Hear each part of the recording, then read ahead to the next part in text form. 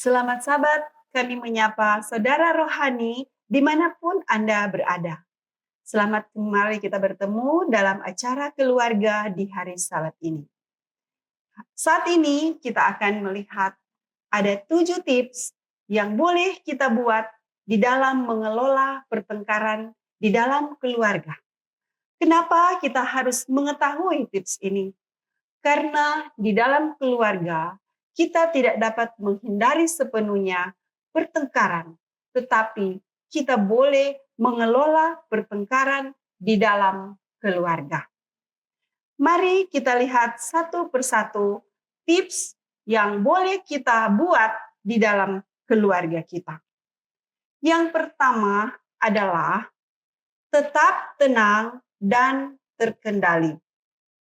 Kecenderungan kita di dalam rumah tangga adalah ketika kita berada dalam keadaan emosi, kita sangat marah dan kita hendak membentak pasangan kita.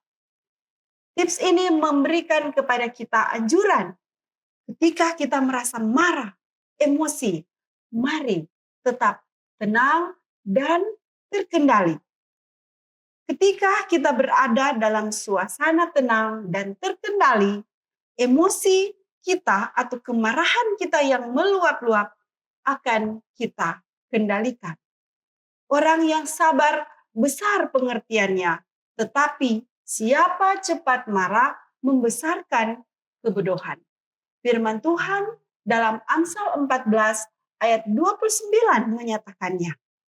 Sebabnya ketika kita cenderung untuk memulaikan satu pertengkaran, ingat tips yang pertama untuk tetap tenang dan terkendali. Selanjutnya dalam firman Tuhan dikatakan bahwa orang yang sabar itu besar pengertiannya. Seorang penulis Kristen bernama Ellen White menulis dalam bukunya Adventist Home halaman 112 dikatakan sabar adalah sesuatu yang harus ditumbuhkan dalam hidup keluarga. Suami dan istri harus mengasihi satu sama lain, menunjukkan kasih sayang yang lembut. Berarti bukan dengan amarah atau dengan emosi di dalam keluarga. Mari kita lihat tips yang kedua. Bagaimana mengelola pertengkaran di dalam keluarga? Tips yang kedua adalah komunikasi yang terbuka. Apa yang dimaksudkan dengan komunikasi yang terbuka? Komunikasi yang terbuka artinya mendengarkan dengan aktif. Artinya kita mendengarkan dengan kita memperhatikan lawan bicara kita. Banyak kali ketika kita sedang mengadakan satu komunikasi, kita sibuk dengan hal-hal lain. Saat ini, kebanyakan orang berkomunikasi sambil memegang alat komunikasi yang lain. Dan ini sangat mengganggu. Dan ini bahkan akan menjadi satu pemicu di dalam keluarga untuk bertengkar. Yang kedua adalah ungkapkan perasaan dengan jelas. Banyak kali wanita ingin pria menebak dengan benar apa yang ada dalam hatinya atau apa yang ada dalam pikirannya. Tetapi dengan komunikasi yang terbuka, maka diharuskan kita mengungkapkan perasaan kita dengan jelas. Sehingga lawan bicara kita akan mengetahui apa yang kita maksudkan. Firman Tuhan di dalam kitab Yakobus 1 ayat 19 berkata, hendaklah setiap orang cepat untuk mendengar, tetapi lambat untuk berkata-kata. Dan juga lambat untuk marah. Nah, ketika komunikasi itu terbuka, kita mengungkapkan perasaan kita dengan jelas, dan kita mendengarkan dengan aktif, maka itu akan mengelola emosi kita, kemarahan kita, sehingga tidak memicu dalam satu pertengkaran. Selanjutnya, mari coba kita lihat tips yang lain. Tips yang ketiga dalam kita mengelola pertengkaran yang cenderung dan selalu terjadi di dalam keluarga kita, yaitu fokus pada masalah dan bukan pribadi. Hindari serangan pribadi. Jangan menyerang, mengkritik karakter dari pasangan Anda. Fokuslah pada masalah yang sedang dihadapi. Apa sebenarnya persoalannya? Apa sebenarnya masalah yang kita hadapi? Bukan cenderung kita menyerang pribadi, lawan bicara kita atau pasangan kita. Gunakan pernyataan-pernyataan, ungkapan perasaan Anda dengan menggunakan contoh kalimat yang dimulai dengan saya merasa daripada kamu selalu merasa sedih dan tidak mendengarkan saya, maka saya ingin supaya kamu tahu, saya merasa sedih apabila kamu tidak menghargai saya. Jadi, perasaan yang kita ungkapkan adalah perasaan kita kepada pasangan kita sehingga dia akan mengerti bahwa kita tidak mau hal itu terjadi. Atau kita ungkapkan kata, saya khawatir jika kamu pulang terlambat tanpa kamu memberitahu kabar kepada saya. Dan saya sangat peduli dengan keselamatanmu. Bukan malahan kita membentak pasangan kita karena dia pulang terlambat atau dia mengungkapkan kata-kata yang sangat menyakiti kita. Pertengkaran yang terjadi di dalam rumah tangga banyak sekali akar yang memicu pertengkaran itu. Tetapi kita boleh mencari tahu cara agar kita boleh meminimais atau kita mengurangi pertengkaran di dalam rumah tangga atau keluarga kita. Mari coba kita lihat tips yang keempat. Apa yang harus kita lakukan agar di dalam rumah tangga pertengkaran yang sering dan selalu terjadi itu boleh kita kelola dengan baik sehingga dia akan berangsur-angsur berkurang dari hari ke hari. Yang keempat adalah hindari membawa masalah lama atau kejadian-kejadian, pengalaman-pengalaman yang sudah lama kita ungkapkan berulang-ulang kali. Fokus pada masalah saat ini. Banyak kali kita bertengkar karena kita sering mengungkit persoalan atau masalah-masalah yang terjadi di waktu yang lalu. Bahkan masalah itu mungkin kita sudah selesaikan di waktu yang lalu. Tetapi kita senang sekali untuk membawa kembali masalah itu ketika kita berada pada saat sekarang ini. Jadi fokus pada masalah saat ini. Jangan pernah membawa masalah-masalah lama yang sudah diselesaikan kita bawa pada saat sekarang ini. Penulis Ellen G. White, dia menuliskan dalam buku Testimonies for the Church volume 5 halaman 170 dikatakan di sana, kesalahan masa lalu harus dimaafkan dan dilupakan. Fokuslah pada masa depan dengan kasih dan pengertian. Banyak kali kita di dalam keluarga, apalagi kaum wanita, sering ketika kita mengalami pertengkaran atau masalah kita hadapi, kita sering mengkait-kaitkannya dengan persoalan yang terjadi di masa lalu. Dan itu sangat berbahaya. Bukan malahan mengurangkan kita untuk bertengkar, malahan itu menjadi pemicu kita untuk bertengkar.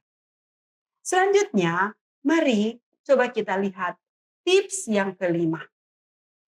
Tips yang kelima agar kita boleh mengelola pertengkaran di dalam keluarga adalah mengakui kesalahan dan meminta maaf.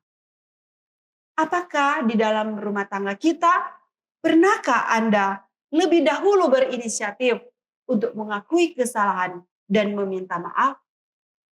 Banyak kali di dalam rumah tangga mungkin kita merasa perasaan gengsi, tidak mau mengakui. Meskipun kita sudah tahu bahwa kita ini salah, tetapi kita tidak mau mengakui kesalahan ini. Apalagi kita meminta maaf. Mungkin juga kita sudah tahu kita sudah salah, kita sudah akui bahwa kita sudah buat kesalahan, tetapi kita tidak mau meminta maaf. Nah, ini perlu diperhatikan. Dalam keluarga, kita perlu untuk mengakui kesalahan dan meminta maaf. Ini adalah hal yang sangat penting. Mengakui kesalahan menunjukkan kedewasaan dan tanggung jawab, serta membuka jalan untuk perbaikan dan rekonsiliasi, atau menciptakan perdamaian.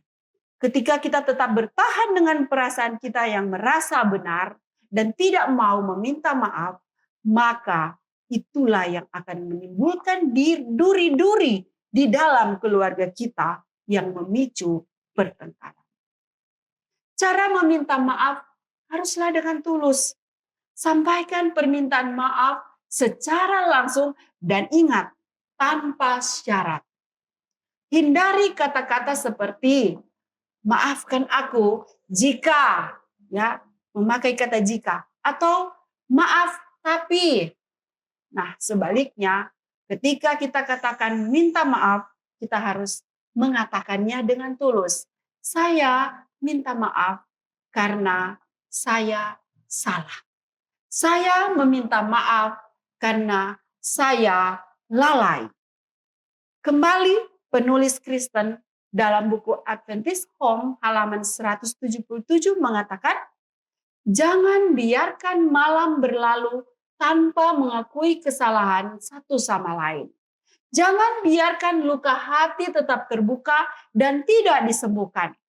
Keikhlasan dalam mengakui kesalahan adalah tanda dari hati yang rendah hati dan sikap yang penuh kasih. Tentu kita tidak mau melewatkan malam tanpa kita berdamai dengan pasangan kita. Ketika kita melakukan kesalahan dan kita biarkan itu sepanjang malam tidak diselesaikan, kita tidak mengakuinya dan kita tidak meminta maaf. Kita tidak pernah tahu apa yang akan terjadi esok hari. Karena kita hanya diberikan kasih karunia untuk menikmati kehidupan ini. Siapa tahu besok pagi ketika kita ingin berdamai, tetapi kesempatan itu sudah tidak ada. Itu sebabnya jangan lupa ketika di dalam keluarga, hal-hal yang memicu pertengkaran, mari kita dengan penuh tanggung jawab mengakui kesalahan kita dan meminta maaf kepada pasangan kita. Tips yang keenam adalah mari kita cari solusi bersama. Kita pelajari keluarga kita masing-masing. Dalam satu hari berapa kali kita bertengkar. Kita boleh mengevaluasi. Kenapa di dalam keluarga kita? Kita tahu bahwa keluarga itu adalah surga kecil di atas dunia ini. Dan ketika seseorang memilih untuk mendapatkan pasangan dan membentuk satu rumah tangga, tentu saja dia mendambakan kebahagiaan dalam keluarganya. Tetapi kenapa di dalam rumah tangga kita selalu mengalami pertengkaran? Mari kita cari solusi bersama. Kita luangkan waktu, kita berbicara satu dengan yang lain, dan kita menyampaikan apa yang menjadi kerinduan-kerinduan kita di dalam keluarga kita. Sehingga ketika kita mengalami masalah, kita pun bersama-sama mencari solusinya. Bukan hanya suami yang memberikan solusi cara mengatasi pertengkaran di dalam keluarga, tetapi istri juga diberikan kesempatan bagaimana seharusnya atau apa cara yang harus kita buat. Kita boleh evaluasi. Hari ini mungkin kita sudah 3 kali bertengkar. Besok mungkin kita perbaiki dan kita kelola sehingga pertengkaran-pertengkaran itu akan hilang dari keluarga kita dan menolong kita untuk merasakan kebahagiaan di dalam kita berumah tangga. Cari solusi bersama artinya bekerja sama untuk mendapatkan cara yang jitu. Diskusikan cara-cara untuk menyelesaikan masalah secara bersama-sama. Banyak kali pasangan ketika mereka bertengkar, mereka melakukan aksi diam. Mereka pikir bahwa dengan cara itu masalah akan terselesaikan. Mungkin itu boleh selesai tetapi akan menimbulkan luka di dalam hati pasangan kita. Itu sebabnya kita cari solusi yang tepat. Berpikir sebagai tim yang ingin mengatasi masalah, bukan sebagai lawan yang saling menyalahkan. Suami dan istri adalah pasangan yang sepadan dan bukan lawan sparring untuk berkelahi atau beradu argumentasi, tetapi untuk mencari solusi secara bersama-sama. Kompromi dan negosiasi, bersedia untuk kompromi dan menemukan solusi yang bisa diterima oleh kedua belah pihak. Ketika kita memilih untuk kita hidup bersama, tentu ada banyak hal yang perlu disesuaikan. Dan ketika kita akan mencari cara untuk menyesuaikan perbedaan-perbedaan yang ada di dalam rumah tangga kita, maka kita perlu untuk membicarakannya secara baik-baik, secara bersama. Pernikahan adalah pelatihan kerjasama dan kasih sayang, di mana satu pihak mendukung yang lain. Ini dituliskan kembali oleh seorang penulis Kristen yang bernama Ellen White dalam buku Ministry of Healing halaman 363. Tentu Anda rindu rumah tangga mendapatkan kebahagiaan di atas dunia ini. Tidak ada orang yang menciptakan atau berjanji membuat satu ikatan dalam rumah tangga dan mau di dalam rumah tangga itu terjadi perkelahian. Benar bukan? Dua orang lebih baik daripada seorang diri karena mereka menerima upah yang baik dalam jerih payah mereka. Firman Tuhan di dalam Pengkhotbah 4 ayat 9 mengatakannya. Dua orang, suami dan istri, merupakan pasangan yang sepadan, yang saling memberikan topangan dan mencari solusi bila menghadapi berbagai masalah. Mari kita lihat tips yang terakhir yang boleh kita praktekkan di dalam keluarga kita, yaitu selalu bersyukur. Selalu bersyukur untuk peran kita di dalam keluarga. Melakukan peran kita masing-masing dengan penuh tanggung jawab dan selalu bersyukur. Bersyukur saya sebagai suami, bersyukur saya sebagai istri, bersyukur saya sebagai anak, sebagai bagian di dalam keluarga, dan bersyukur saya atau kami sebagai orang tua dalam mendidik anak-anak di dalam keluarga. Bersyukur kita memiliki keluarga. Di tempat lain mungkin ada yang sangat merindukan untuk berkumpul dengan keluarga, tetapi oleh keadaan mereka tidak bisa berkumpul, berada dalam satu keluarga. Sayangi dan hormati anggota keluarga lainnya.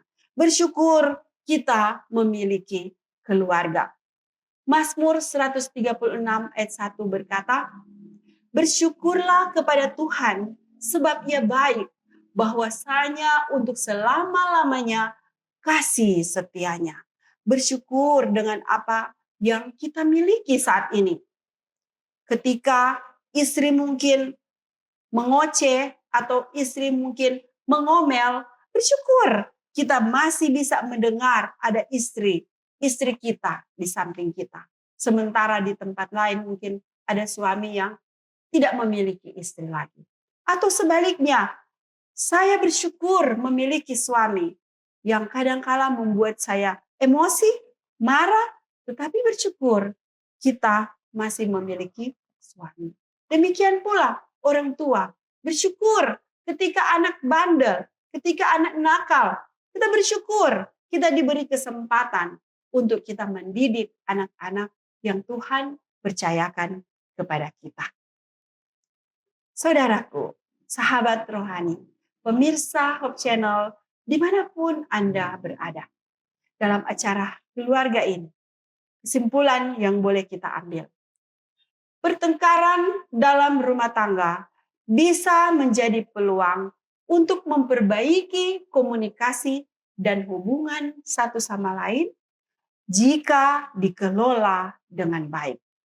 Dengan demikian, maka kita dapat meminimalkan dampak buruk dari pertengkaran dan membangun hubungan yang lebih harmonis dan sehat. Mengatasi pertengkaran dengan cepat itu memerlukan kesabaran, memerlukan komunikasi yang terbuka dan jelas, dan saling pengertian satu sama yang lain. Hubungan yang kuat dibangun atas dasar kerjasama dan komunikasi yang efektif, selalu berusaha untuk memahami dan mendukung pasangan Anda dalam setiap situasi. Entah itu kita berada dalam situasi yang kita bersuka atau bahkan ketika dalam berduka. Kita bangun komunikasi yang baik. Kita maksimalkan pengertian satu sama yang lain. Dan kita dapat mengelola pertengkaran di dalam keluarga. Meskipun mungkin itu sangat sulit, tetapi ketika kita melakukannya setiap hari, kita mencoba meminimalisnya, maka setiap hari keluarga kita akan bertumbuh dalam satu lingkungan keluarga yang berbahagia dan kita akan saling mengasihi satu sama yang lain. Tuhan Yesus kiranya memberkati.